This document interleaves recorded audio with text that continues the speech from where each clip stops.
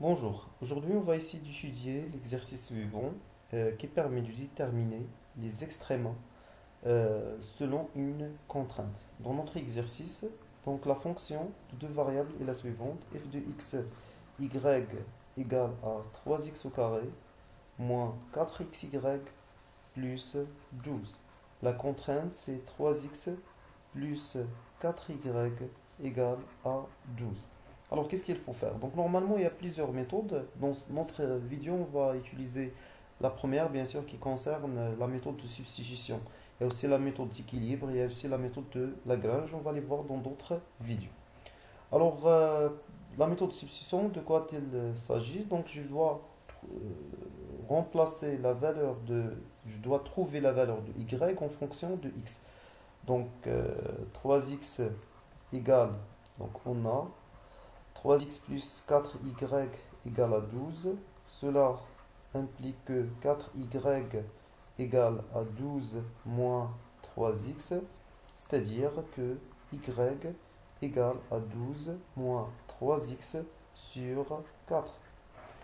Maintenant, on va remplacer donc f de x dans l'autre valeur, c'est-à-dire f de x 12 moins 3x sur 4. Pour simplifier, on va nommer une nouvelle fonction. Non, il n'a aucune relation avec la fonction primitive, mais juste je vais donner ce symbole. Donc f majuscule, c'est la fonction de x dans laquelle je peux remplacer la valeur de y par rapport à x. Donc 3x au carré moins 4x fois y qui est égal à 12 moins 3x sur 4 plus 12. Donc cette formule, ou bien cette fonction sera comme suit. Donc c'est 3x au carré.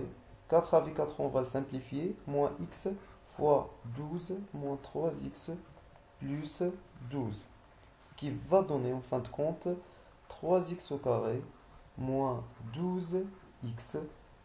Moins avec moins ça va donner plus. Donc plus 6x au carré plus 12. Donc la formule, je m'excuse ici, c'est seulement 3.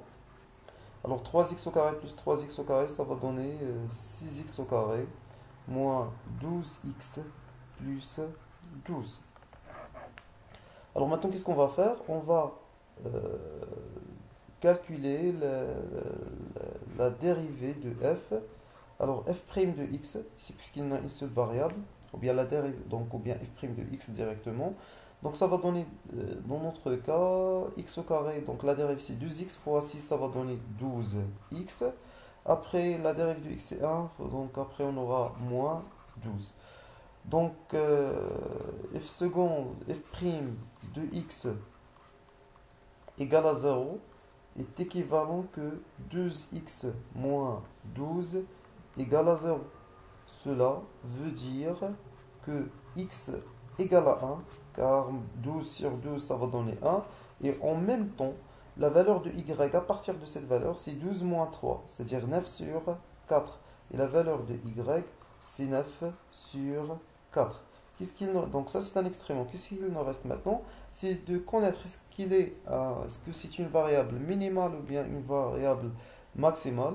Donc tout simplement, on va calculer maintenant f seconde de x. Alors f seconde de x, c'est la dérivée de f prime.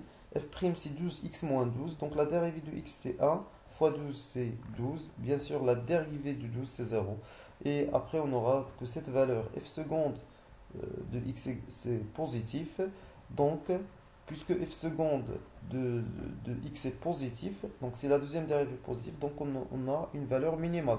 S'il est négatif, on aura une valeur maximale. Donc, le point 1, 9 sur 4 est un minimum de f. Voilà. Donc on a trouvé maintenant la bonne réponse. Ça, c'est ce qu'on appelle l'optimisation liée sur une contrainte. On va passer maintenant vers l'exercice numéro 2. Alors pour l'exercice numéro 2, donc donner le degré d'homogénéité de la fonction définie par f de x, y. Donc ça c'est très simple. Premièrement, vous allez chercher vous allez chercher la valeur de f lambda x, f lambda y. Donc je dois le calculer premièrement. Ça va donner exactement 7 fois lambda x à la puissance 3 fois lambda x à la puissance au carré. Car tout simplement, j'ai remplacé x par lambda x, y par lambda y.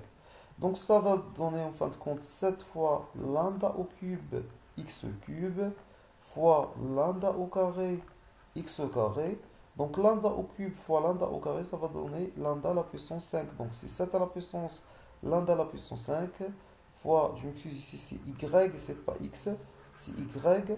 Donc c'est x au cube fois y au carré, ça va donner lambda à la puissance 5 fois 7 x cube fois y au carré, c'est-à-dire lambda à la puissance 5 fois f de x, y. Donc on peut déduire en fin de compte que f de lambda x, lambda y égale à lambda à la puissance 5 de f de x, y. Et par définition, si on a cette égalité, cela veut dire que f est homogène de degré